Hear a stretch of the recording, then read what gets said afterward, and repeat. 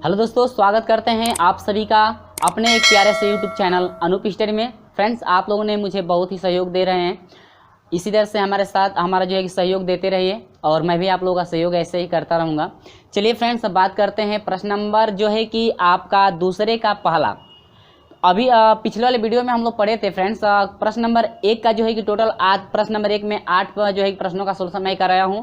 और हाँ, अभी तक आप उसे नहीं देख पाए हैं तो हमारे प्ले लिस्ट में जाइएगा, वहां पे जो है कि वीडियो आपको मिल जाएगा, आप वहां से डेट वाइज वीडियो आप देख सकते हैं। चलिए मेरे प्रिय छात्रों, बात करते हैं प्रश्न नंबर दूसरे का पहला। तो फ्रेंड्स, उम्मीद होगी कि जो भी मैं पिछले वाले वीडियो में प्रश्नों का सोल्यूशन कराया था आपको अच्छी तरह से समझ में आ गया होगा, ठीक है। और हाँ, अभी तक का आपको वीडियो अच्छा लगेगा तो हर एक वीडियो को जो है कि अपने दोस्तों में शेयर जरूर कर दीजिएगा और वीडियो को लाइक जरूर कर दीजिएगा यदि वीडियो अच्छा लगा होगा तो। और हाँ, हमारे साथ अभी तक आप नहीं जुड़ पाए हैं तो चैनल को सब्सक्राइब करके जुड़ जाइएगा, साथ में बेल आइकन को प्रेस भी कर दीजिएगा ताकि जब भी आपके लिए नई वीडियो ऐसे ही अपलोड की जाए आपको समय से नोटिफिकेशन पहुँचती रहे।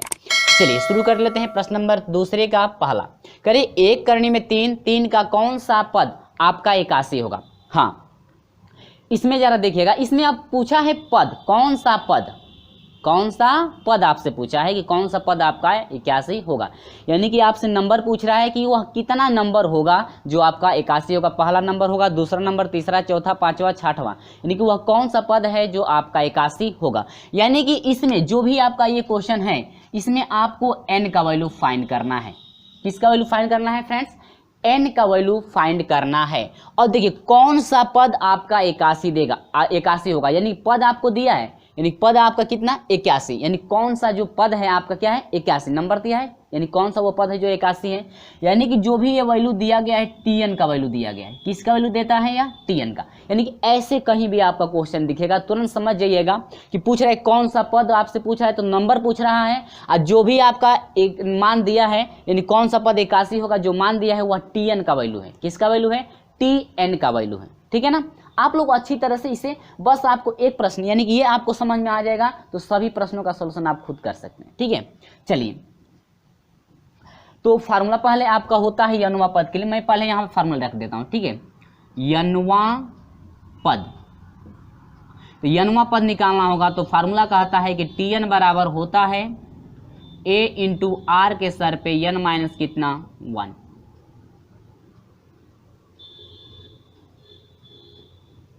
इतना समझ में आया। जो ये वैल्यू दी गई है यनवा पद के लिए दिया गया है तो tn बराबर हो जाएगा a डॉट आर के सर पे n माइनस 1। ये क्लियर है आपको, ठीक है ना। ये तो आपको अच्छी तरह से समझ में आ रहा होगा, ठीक है। अब देखिए करना क्या है, ये तो आपका फार्मूला है जो हम लोग पहले भी पढ़ चुके हैं इस फार्मूले को। अब इसमें क्या क्या दिया है देखिए, इसमें थोड़ा समय लग रहा है इसलिए क्योंकि मैं इसमें समझा रहा हूँ आपको, और यदि आप समझ जाएंगे तो जो दूसरे का सोल्यूशन होगा ना आप हम लोग जो है फटाफट करते रहेंगे। चलिए इसमें देखते हैं क्या क्या दिया है। प्रथम पद क्या दे रखा है? प्रथम पद आपका a होता है ना, तो प्रथम पद a बराबर दिया, ऐसे आप लिखेंगे प्रत्येक प्रश्नों में, ठीक है। 1 इसके बाद जो आगे वाले प्रश्न में हम खाली a बराबर 1 रख देंगे तो आप समझ जाएंगे कि आपका प्रथम पद है। अब इसके बाद आपका सार्व अनुपात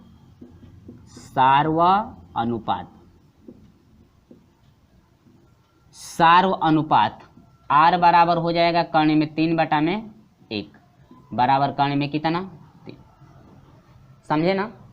अब प्रथम पद 1 हो गया, सार्व अनुपात आपका कर्ण में 3 हो गया। अब करे कौन सा पद, मान लेते हैं माना tn पद जो है, माना tn पद जो है आपका tn बराबर कितना है 81 है।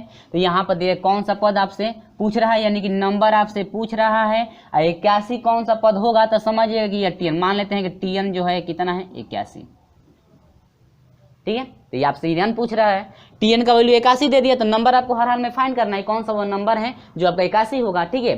तो फार्मूला कहता है कि tn बराबर होता है a इंटू आर के सर पे n माइनस कितना 1।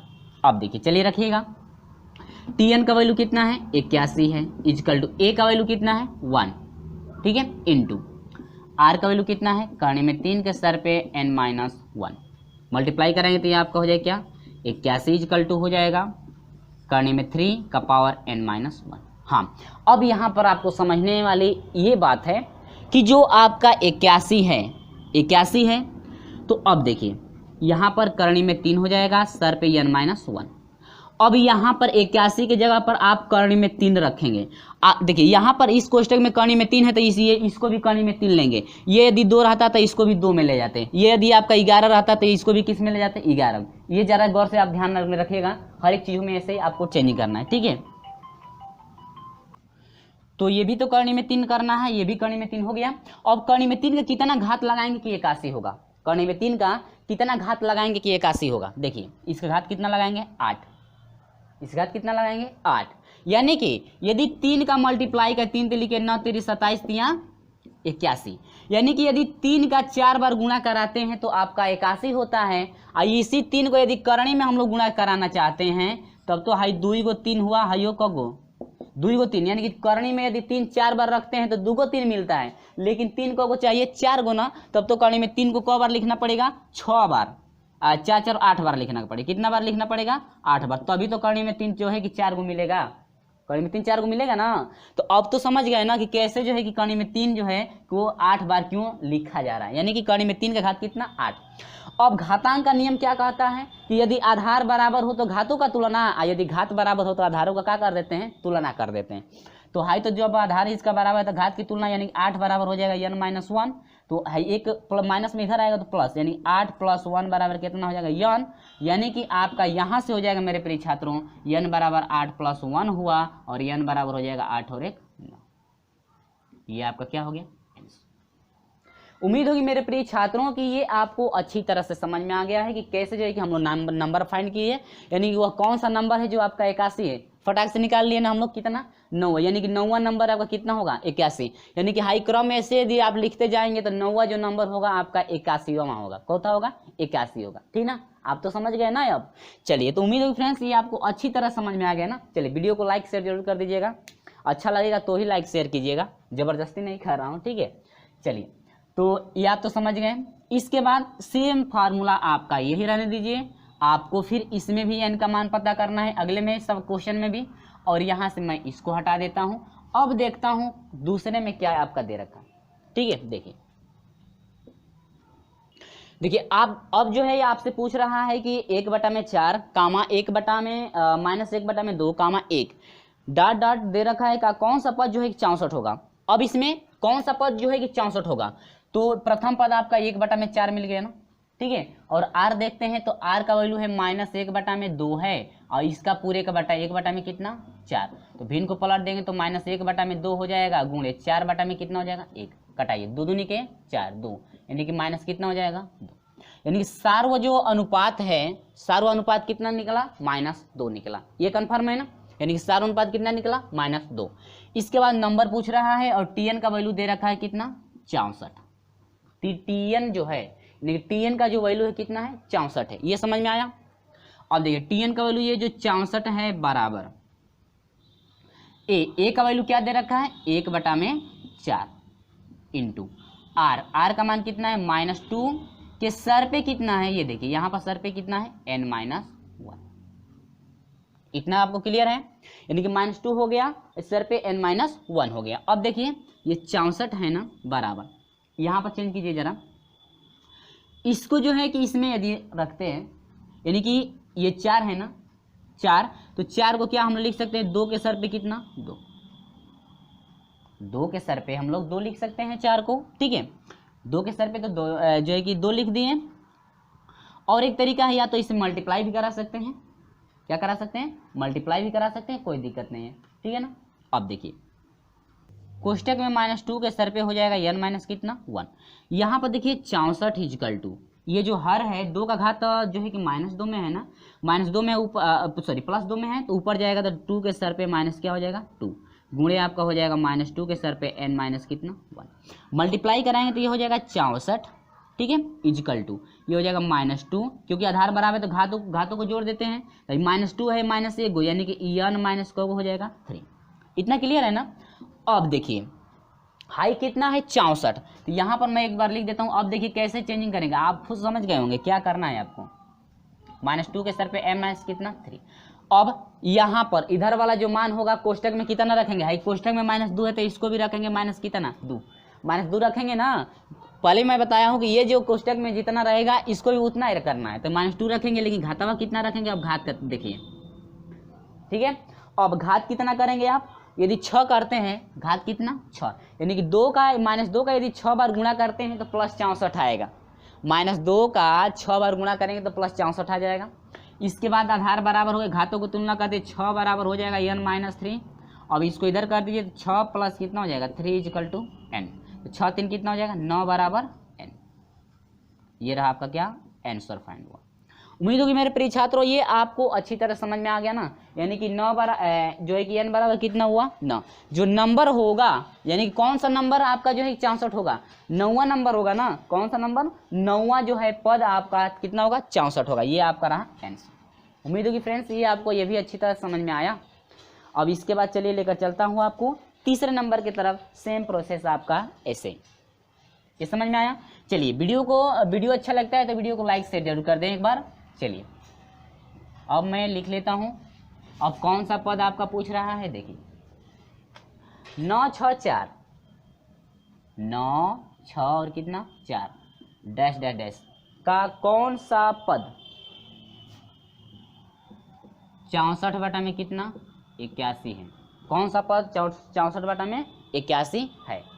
ये क्लियर है ना। अब देखिए इतना तो समझ में आया ना।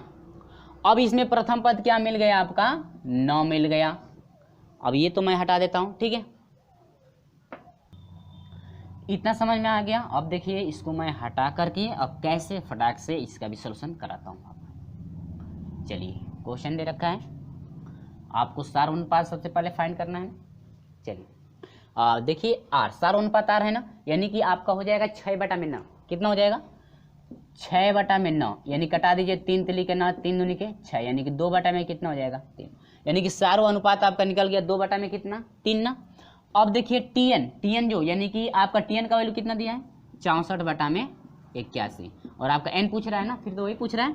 चलिए ये हो जाएगा 64 बटा में आपका कितना हो जाएगा 81 = ए का वैल्यू कितना है 9 गुणे आपका हो जाए, गुणे नहीं तो गुणे इंटू लगा सकते हैं, कोई दिक्कत नहीं है ना। आर का वैल्यू कितना है 2 बटा में 3, ये सर पे कितना लगाएंगे n-1, n माइनस कितना लगाना है आपको n-1। इतना ठीक है, ये तो कंफर्म हो रहा है ना आपको, ठीक है।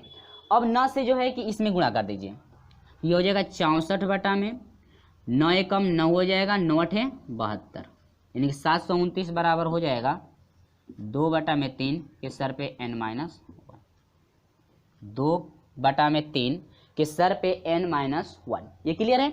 अब देखिए अब तो ये 64 बटा में आपका 729 हो गया ना। अब इसको कोष्टक में लेंगे तो किसके रूप के 2 बटा में 3 करना है ना। इसको आप लिखेंगे 2 बटा में कितना 3 इक्वल टू ये भी हो जाएगा 2 बटा में कितना 3 के सर पे n- कितना 1। इतना क्लियर है। अब यहाँ पर ये बताइए कि 2 बटा में 3 जो है इसका घात कितना आप लगा देंगे कि आपका 64 बटा में 729 होगा, यानी 2 का स्क्वायर करने पर 64 और 3 का स्क्वायर करने पर 729। कितना घात लगाना है आपको 6 घात लगाएं। 64 2 दूनी के 4 4 दूनी 8 दूनी के 16 16 दूना के 32 32 दूना के 64, ठीक है।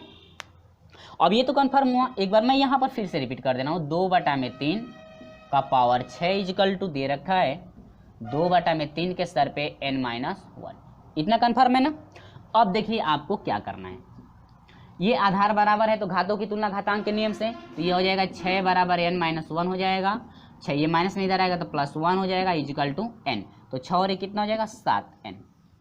यानी कि कौन सा पद आपका जो है कि 64 बटा में 81 होगा। आपका चौथा पद निकला है आपका 7वां जो पद है, यानी 7वां पद जो है आपका 64 बटा में 81 होगा। ये आपका क्या रहा आंसर फाइंड हुआ, ठीक है फ्रेंड्स।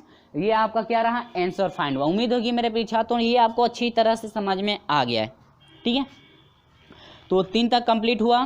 4 नंबर पे चलिएगा। 4 नंबर पे क्या करना है जरा वो समझिए। दे रखा है किसी गुणोत्तर श्रेणी का द्वितीय तथा 5वें पद क्रमशः, देखिए अब पद को दे दिया, 5वां पद दे रखा है और दूसरा पद दे रखा है और श्रेणी आपको ज्ञात करनी है। क्या निकालना है श्रेणी। तो श्रेणी का जो है कि फार्मूला आपको पता होगा कि श्रेणी ज्ञात करने के लिए आपको क्या क्या चाहिए। श्रेणी के लिए आपका व्यापक पद क्या होता है, आपको बताया गया था ना कि श्रेणी के लिए आप व्यापक पद क्या रखेंगे। एग्जाम्पल में सब कुछ जब ये चैप्टर स्टार्ट किए थे हम, इन 2.1 जब चलने वाला था, तो आपको जो है कि एग्जाम्पल में बताया गया था कि उसमें कौन सा फार्मूला कब उपयोग में लाएंगे और इसका व्यापक रूप जो है क्या होता है। गुणोत्तर श्रेणी का क्या व्यापक रूप। चलिए गुणोत्तर श्रेणी का मैं व्यापक रूप आपको लिख देता हूँ। गुणोत्तर श्रेणी का फार्मूला क्या है, ठीक है। गुणोत्तर श्रेणी का फार्मूला होता है मेरे प्रिय छात्रों आपका ए आर स्क्वायर और A R Q dash dash करके, ठीक है। ये आपका गुणोत्तर श्रेणी का क्या है फार्मूला। यानी कि जब भी आपको गुणोत्तर श्रेणी पता करना होगा तो हर हाल में आपको ए का वैल्यू निकालना होगा और किसका वैल्यू निकालना होगा, आर का, समझे ना। यानी कि ये चीज़ें आपको पता होनी चाहिए, पहले ए पता करना है और उसके बाद आर, तभी आप जो है गुणोत्तर श्रेणी निकाल सकते हैं। चलिए, तो इसमें ए भी पता नहीं है और जो है कि आर भी नहीं पता है, तो क्या करेंगे वो देखिए। आपके क्वेश्चन में क्या क्या दे रखा है, तो पहले तो हम मान लेंगे कि माना प्रथम पद बराबर ए है, सार्व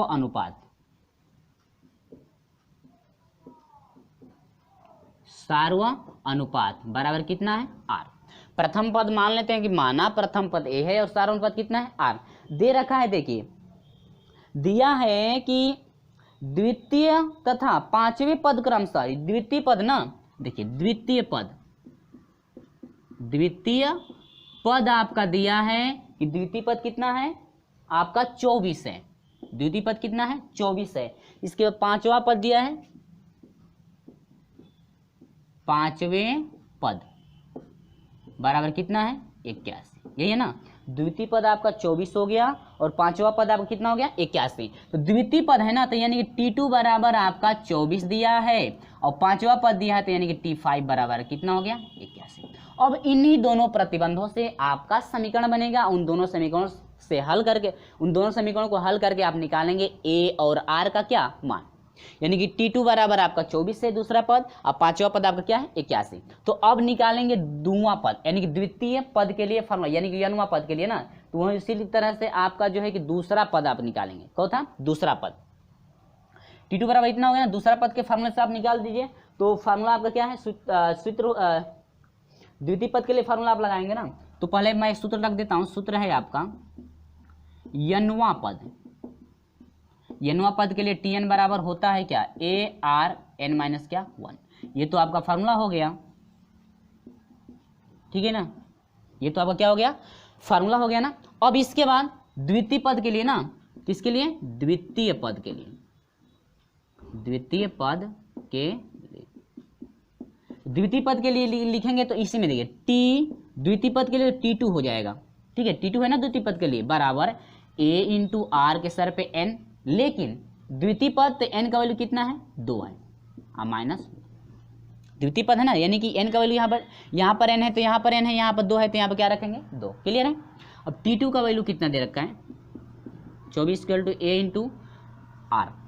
हर हाल में आपको किसका मान निकालना है a का, तो r हटाएंगे तो इसका बटा है, यानी कि 24 बटा में कितना हो जाएगा r बराबर a। समीकरण नंबर क्या बन गया,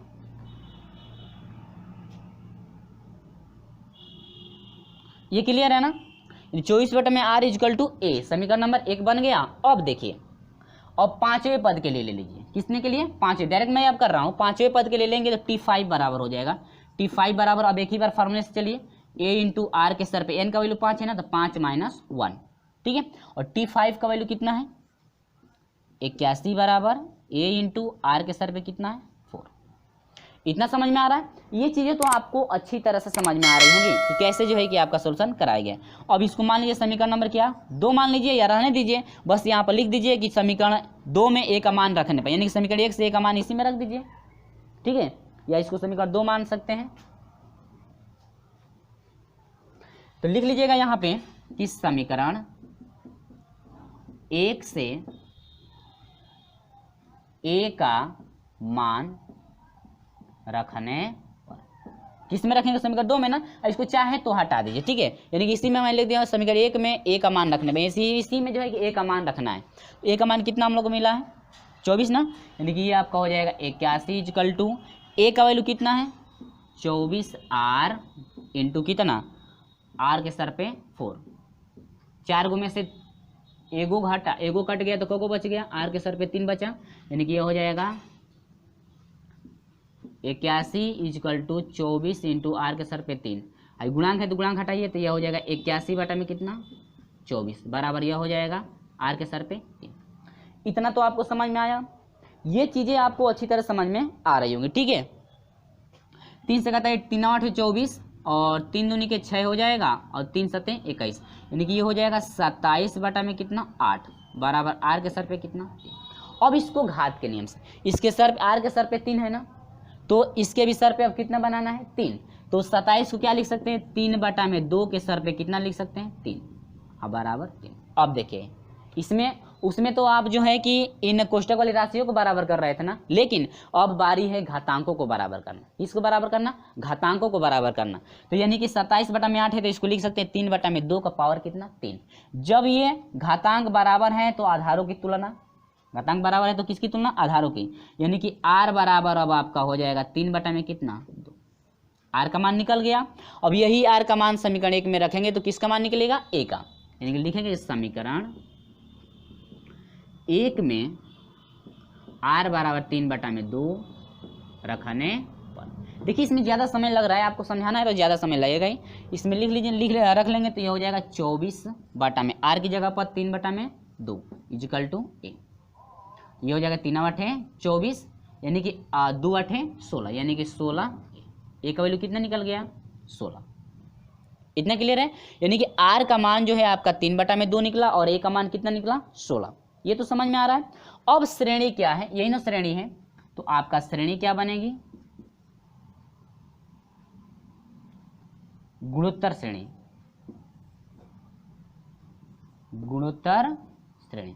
तो श्रेणी आपकी क्या बनेगी, पहले ए चाहिए ना, तो ए का मान कितना है 16 कामा, ए का मान कितना है देखिए 16 है, गुणे आर का मान कितना है 3 बटा में 2 कामा, इसके बाद ए का मान कितना है 16 गुणे आर का मान कितना है 3 बटा में 2, 3 बटा में 2 की घात कितना है 2 कामा, फिर ए का मान कितना है 16 गुणे 3 के सर पे आर के सर पे 3 बटा में 2 हो गया, आर के सर पे 3 डैश डैश ये अनंत जाएगा ऐसे। अब ये हो जाएगा 16 कामा, ये हो जाएगा 2 8 है 16, 8 3 कितना हो जाएगा 24। क्लियर है। अब देखिए इसको 3 बार लिखे, इसको 2 बार लिखेंगे ना, तो 2 बार लिखेंगे तो 2 दूनी के 4 और 4 चौको 16, यानी कट करके ये कितना हो जाएगा 4 होगा यहाँ पे, और ये 3 का स्क्वायर 9 हो जाएगा और 4 9 36, ये ठीक है। ये 16 24 और कितना 36, इसको प्लस में रखा गया तो प्लस में ले लीजिए, कोई दिक्कत नहीं है, प्लस में भी लिख सकते हैं। और इसके बाद कामा, और 16 जो है गुणे 3 बटा में 2 है तो इसका वैल्यू टोटल हो जाएगा आपका 54। हल करके देख सकते हैं आप लोग कितना हो जाएगा 54 डैश डैश, ये रहा आपका क्या आंसर। यानी कि ये आपका जो है श्रेणी पता हो गई, क्या पता हो गई श्रेणी, तो यही आपका आंसर फाइंड हुआ कि ये आपसे पूछ रहा था कि श्रेणी क्या है। क्लियर है ना, ये आपको अच्छी तरह समझ में आ रहा है कि श्रेणी जो बनी है 16 24 36 और कितने की 54 की। अब सेम प्रोसेस आपको लेकर चलना है मेरे प्रिय छात्रों आपका 5वें में, सेम प्रोसेस यही आप किस में लेकर चलना है, 5वां भी सेम प्रोसेस आपका ऐसे ही चलेगा। ठीक है, क्लियर है। चलिए तो ये मैं इसको हटा देता हूँ, ये फार्मूला आप याद रखिए, गुणोत्तर श्रेणी का फार्मूला याद रखिए क्या क्या है, यनवा पद भी याद रखिएगा, ठीक है ना, क्योंकि यहाँ पर मिस्टेक जो है ज़्यादा स्पेस नहीं मिल रहा है तो इसको हम हटा देते हैं ताकि हम लोग को हल करने में ज़्यादा स्पेस मिले, ठीक है ना। चलिए तो वीडियो अच्छा लगता है तो वीडियो को लाइक शेयर जरूर कर दीजिएगा यहाँ पे। चलिए मैं इसको हटा देता हूँ, ठीक है। अब ये तो सूत्र वैसे रहने दीजिए। अब देखिए क्या क्या दे रखा है, इसको भी मैं हटा देता हूँ। और हाँ, माना प्रथम पद तो आपका वही रह जाएगा। इसके बाद 5वें पे आइए, इसके बाद आपका आई भी, यानी कि 4 नंबर चल रहा था ना, 5 नंबर हो गया, कोई दिक्कत नहीं है। 4 नंबर वाला था, अब 5 नंबर चल रहा है, ठीक है। तो 5 नंबर में क्या दे रखा है, करे किसी श्रेणी गुणोत्तर श्रेणी के द्वितीय 8वें तथा अंतिम पद। अब देखिए 3 वैल्यू दिए गए, कितने वैल्यू दिए गए 3 वैल्यू, ठीक है। 8वें पद तो गुणोत्तर श्रेणी में पदों की संख्या, नंबर आपसे पूछ रहा है पदों की संख्या कितनी है, आपको 3 फार्मूला बताया गया था, अंतिम पद के लिए बताया गया था, और अंतिम से जब यनवा पद निकालना होगा तो बताया गया था, और यनवा स्टार्टिंग से यनवा पद निकालना होगा तो 3 फार्मूला आपको बताए थे। और ये जो गुणोत्तर श्रेणी का ये चौथा फार्मूला था, गुणोत्तर श्रेणी का ये चौथा, ठीक है। चलिए तो मान लेंगे कि माना प्रथम पद आपका आर है, लेकिन दे रहा है, दिया है क्या क्या, द्वितीय पद T2 ना, तीसरा पद T3, 5वां पद T5। तो दे रखा है कि द्वितीय पद द्वितीय पद T2 बराबर कितना दे रखा है आपका 27 दे रखा है। इसके बाद क्या दे रखा है आठवें पद यानी कि T8 ना हो जाएगा। आठवां पद कितना दे रखा है 1/27, 1 कितना 27। तो करें अंतिम पद, क्या निकालना है अंतिम पद दिया निकालना नहीं, अंतिम पद दे रखा है। आपको पता ही होगा कि अंतिम पद को किससे दिखाते हैं एल से ना। अंतिम पद एल का वैल्यू दे रखा है 1/729, 1/729 यानी कि इतना वैल्यू दिया है। अब आपको 3 मान दे दिया तो अंतिम पद का फार्मूला पता ही होगा। अंतिमा पद के लिए क्या फार्मूला होता है, एक तो यनवा पद के लिए ये फार्मूला होगा, लेकिन अंतिमा पद के लिए होता है यल बराबर होता है a इंटू आर के सर पे n-1। ये आपका फार्मूला एक लागू होगा। तो इस फार्मूले का हम लोग अंतिम में उपयोग करेंगे ताकि हम लोग का n का मान आसानी से निकाला जा सकता है। सबसे पहले a और r निकाल लेंगे।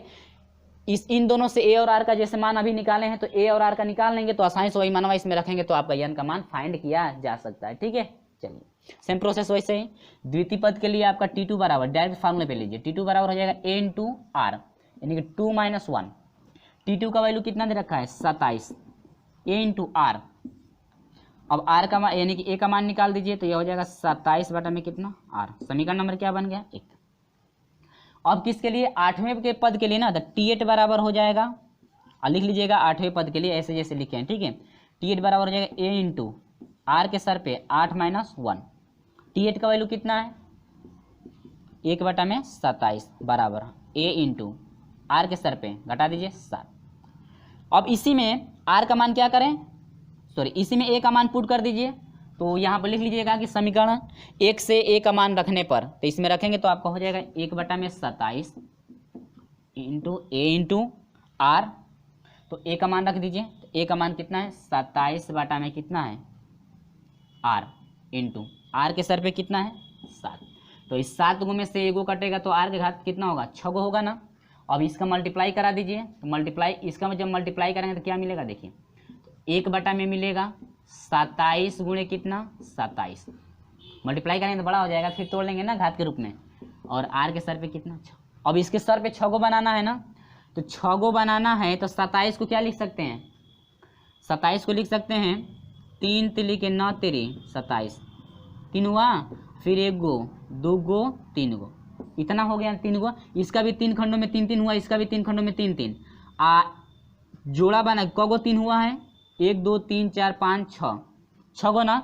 तो इन 6 गो 3 न लिख करके एक ही 3 रख दीजिए, इसके सर पे कितना कर दीजिए 6, अब बराबर r के सर पे कितना 6। समझे ना। तो अब तो घातों को बराबर कर दे तो बस आधारों की तुलना कर दीजिए, तो r बराबर हो जाएगा 1 बटा में कितना 3। r का वैल्यू फाइंड हो गया। अब यही r का मान इसमें समीकरण 1 में क्या कर दीजिए रख दीजिए। तो यहाँ पर लिख लेंगे समीकरण 1 में r बराबर 1 बटा में 3 रखने पर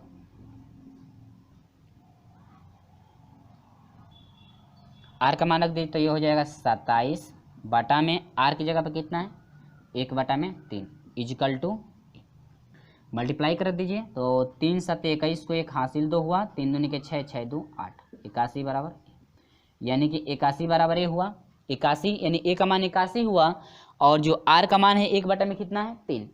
इतना कन्फर्म है आपको कि a का मान आपका जो है कि 81 आया, और जो है कि r का मान 1 बटा में 3। अब हम लोग की बारी है क्या नंबर फाइंड करने के लिए। तो अंतिम पद दे रखा है, तो अंतिम पद के लिए आ जाइए। अंतिम पद यानी अंतिम पद दे रखा है यल ना, तो अंतिम पद के लिए कर लीजिए। अंतिम पद के लिए अंतिम पद तो यल है ना, तो अंतिम पद आपका यल बराबर दे रखा है, तो अंतिम पद के लिए आप रखेंगे तो यल बराबर हो जाएगा a इंटू आर के सर पे n माइनस कितना 1। तो इसमें a r पता है, a r पता नहीं कर लिए हैं, तो उसमें l की जगह पर अंतिम पद दे रखा है 1 बटा में कितना 729 इजिकल टू a का वैल्यू फाइंड हो चुका है कितना है 81 इंटू आर, n नंबर निकालना है आपको, आर भी फाइंड हो गया है। आर कितना है 1 बटा में 3, समझ में आया। आर भी है 1 बटा में कितना 3। अब इनका क्रॉस मल्टीप्लाई करा दीजिए ना, तो 1 में हो जाएगा 729 गुणे कितना 81 बराबर यह हो जाएगा 1/3 किस स्तर पे n-1। अब ये जो टोटल वैल्यू फाइंड हुई है इसको 1/3 के रूप में आप लिखेंगे। देखिए कोष्टक में यहाँ पर 1/3 है तो इसको भी 1/3 के रूप में रखोगे। 1/3 के स्तर पे n-1। हर हाल में आपको नंबर निकालना है। अभी जो जैसे 1 2 को किए है ना वही, तो नंबर निकालने के लिए आप 1/3 तो इसको रख दिए ठीक है, लेकिन 1/3 का कितना घात करोगे कि 27 यानी 729 होगा और गुणे 81 यानी कि 729 को कटा लीजिए, देखिए कितना 3 आ रहा है। उसके बाद 81 को कटा लीजिए, देखिए कितना 3 आ रहा है। टोटल 3 को गिन लीजिए कितना 3 है और उसके सर पे उतना लगा दीजिए, तो आपका 3 टोटल हो जाएगा कितना 10। कोगो 3 हो जाएगा 10 गो। अब आधार बराबर है तो घातों की तुलना, तो यह हो जाएगा 10 बराबर n-1। इसको इधर कर दीजिए 10 + 1 बराबर कितना n। 10 1 कितना 11 बराबर कितना। समझ में आया ना? ये आपको अच्छी तरह से समझ में आया नहीं कि नंबर जो होंगे कितने होंगे आपके 11 नंबर होंगे। क्लियर है फ्रेंड्स? यानी कि गुणोत्तर श्रेणी में पदों की संख्या टोटल कितनी हो जाएगी 11 आपकी होगी। तो ये रहा आपका कुछ प्रोसेस, थोड़ा बड़ा हो गया ये भी। तो उम्मीद होगी फ्रेंड्स ये जो आपका हाँ बड़ा होता है ठीक है, लेकिन आपको समझ में आ जाए। तो मैं छोटा कर दूंगा, हो सकता है समझ में ना आए तो दिक्कत है ना, तो इसीलिए मैं बेसिक से लेकर चलता हूँ। तो ये आपका आंसर फाइंड हुआ, यानी कि गुणोत्तर श्रेणी में कितने आपके पद होंगे 11 पद होंगे, जिनका अंतिमवा पद आपका 1/729 आपका हो। ठीक है ना? चलिए इसी तरह से हम आपको लेकर चलते हैं 6वें नंबर की तरफ। ठीक है, चलिए 6वां नंबर देखिएगा। तो 6वां नंबर क्या पूछ रखा है, कह रहे कि यदि किसी गुणोत्तर श्रेणी में चौथा 7वां पद इतना है तो उस श्रेणी का 11वां पद ज्ञात कीजिए। तो मेरे प्रिय छात्रों ये आपको अच्छी तरह से जो भी मैं बताया हूं ना समझ में आ गया है ना? समझ में आ गया तो वीडियो को लाइक शेयर एक बार जरूर कर दें, और हाँ हमारे साथ नहीं जुड़े चैनल को सब्सक्राइब करके जरूर जुड़िएगा। लाल बटन दिख रहा होगा, सब्सक्राइब करके जरूर जुड़िए, नीचे लाल बटन इधर दिख रहा है। ठीक है, तो सब्सक्राइब करके जरूर जुड़िएगा और साथ में बेल आइकन को प्रेस कर दीजिएगा ताकि फिर से अगली जो वीडियो अपलोड को जो है कि अपलोड की जाए तो आपको समय से नोटिफिकेशन तुरंत पहुंचे। तो चलिए बहुत बात करते हैं हम लोग, ये आपका दूसरे का 5वां रहा और अंतिम क्वेश्चन के तरफ चलते हैं। इस वीडियो का ये आपका अंतिम क्वेश्चन। ठीक है, चलिए इसके बाद मिलेंगे आपसे अगले वीडियो में। चलिए लाइक शेयर जरूर कर दें, लाइक शेयर जरूर कर दीजिए भाई, अच्छा लगा होगा तो ये कीजिएगा। ठीक है,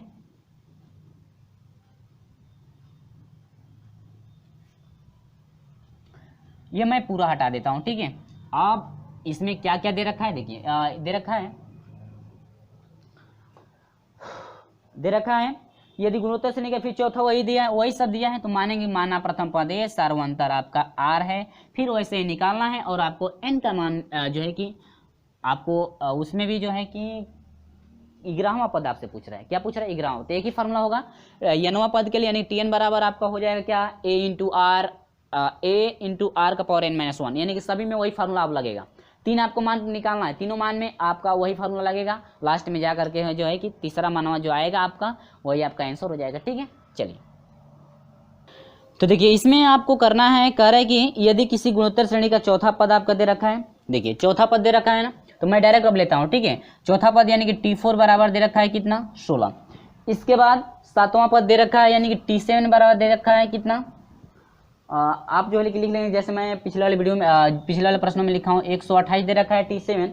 कह रहे कि 11वां पद आप निकालिए, कौन था 11वां, यानी कि T11 आपको फाइंड करना है, यानी कि 11वां पद आपको निकालना है। कोई दिक्कत नहीं है, इससे इससे और इससे इन दोनों से A और R का मान निकालेंगे, 11वां पद में बस रखना है और दे जाएगा वही आपका क्या हो जाएगा आंसर। ठीक है, चलिए तो चौथा पद के लिए आप लेंगे तो फार्मूले के अनुसार T4 बराबर हो जाएगा A इंटू R, यानी कि n का मान 4 है -1। क्लियर है? चलिए T4 का वैल्यू कितना है 16 is equal to A into R के सर पे 3, तो A का वैल्यू फाइंड करेंगे तो A हो जाएगा इधर हो जाएगा 16 बटा में R के सर पे 3। ये समीकरण नंबर क्या बना 1।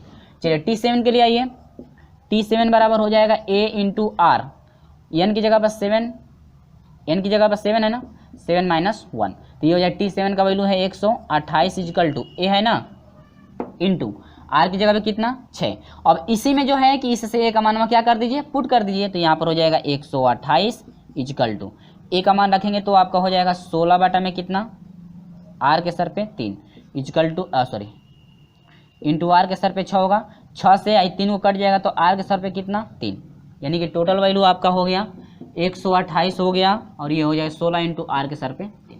कितना क्लियर है। अब ये गुणांक हटाएंगे तो ये हो जाएगा 128 बटा में कितना 16, आर के सर पे कितना 3। 16 8 128 होता है, ठीक है। 16 8 कितना होता है 128, तो यानी कि 8 बराबर हो जाएगा आर के सर पे 3, या आप लोग इसी को लिख सकते हैं आर के सर पे 3 इक्वल टू हाई आर आया ना, घात कितना है 3, तो इसका भी घातांक कितना बनाना है 3, तभी तो आर का मान निकाल पाएंगे।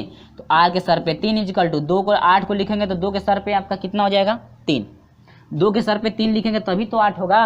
और जब दोनों का घात बराबर हो गया तो आधारों की तुलना, यानी कि आर बराबर कितना हो गया 2, आर का मान 2 निकला ना। और यही आर का मान समीकरण नंबर 1 में क्या कर दीजिए, रख दीजिए, तो कितने का मान निकलेगा ए का। तो यहाँ पर ए बराबर है आपका 16 बटा में आर के सर पे कितना 3, ए बराबर हो जाएगा 16 बटा में 2 के सर पे 3, ये हो जाएगा ए बराबर हो जाएगा 16 बटा में 2 के सर पे 3 है ना, 2 दूनी 4 दूनी के 8, 8 एकम 8 8 दूनी के 16, यानी कि ए बराबर हो जाएगा कितना। इतना क्लियर है कि नहीं है, पहले ये बताइए, समझ में तो आ गया होगा, ये आपको अच्छी तरह समझ में आ गया। समझ में आ गया तो वास्तव में वीडियो को लाइक शेयर जरूर कर दें, ठीक है। चलिए अब इसके बाद बढ़ते हैं हम लोग 11वां पद के लिए ना। 11वां पद निकालेंगे तो यहाँ पर लिखेंगे आप लोग 11वां पद के लिए, 11वां पद के लिए आप निकालेंगे T11 होगा कि नहीं होगा, फार्मूला में A इंटू आर, एन की जगह यहाँ पर 11 माइनस कितना 1। अब देखिए क्या का निकला, ए का तो मान निकल गया है ना, ए का मान 2 है ना, 2 इंटू आर, आर की जगह पर कितना है 2 के सर पे कितना है 10, और दोनों का मल्टीप्लाई करा दीजिए, 2 के सर पे 9 10 1 11, 2 के सर पे कितना हो जाएगा 11, ठीक है। और 2 के सर पे 11, ये गलती हो रहा है क्या, ठीक है। 2 के सर पे 11 हो गया तो 2 के सर पे 11 हो गया, टोटल इसका वैल्यू आपका हो जाएगा यानी कि 2000 कितना 48। ये थोड़ा डिफिकल्ट लग रहा है ना कि 2 का जो है 11 बार कैसे गुणा करेंगे, 2 का जो है 11 बार कैसे गुणा करेंगे, तो देखिए 2 गुणे 2 गुणे 2 गुणे 2, ये 5 बार लिखे हैं, 2 दूनी के 4 दूनी के 8 दूनी के 2 दूनी के 4 2 दूनी के 4 4 दूनी के 8 8 दूनी 16 16 दूनी के 32। अब 32 से 32 में गुणा कर दे, जितना आएगा उसमें कौन से 2 से गुणा कर दे, बस 11 हो जाएगा ना। तो ये रहा आपका आंसर, यानी 11वां पद आपका हो जाएगा 2048। ठीक है मेरे प्रिय छात्रों, उम्मीद होगी मेरे प्रिय छात्रों कि ये आपको अच्छी तरह समझ में आ गया। और हाँ, अभी तक का वीडियो आपको वास्तव में अच्छा लगा है तो वीडियो को लाइक शेयर जरूर कर दें, और अभी तक हमारे साथ नहीं जुड़े हैं तो चैनल को सब्सक्राइब करके जुड़ जाइएगा, साथ में बेल आइकन को प्रेस भी कर दीजिएगा ताकि जब भी आपके लिए नई वीडियो अपलोड की जाए आपको समय से नोटिफिकेशन पहुँचती रहे। तो चलिए फ्रेंड, मिलते हैं आपसे अगले वीडियो, तब तक के लिए बाय बाय, टेक केयर।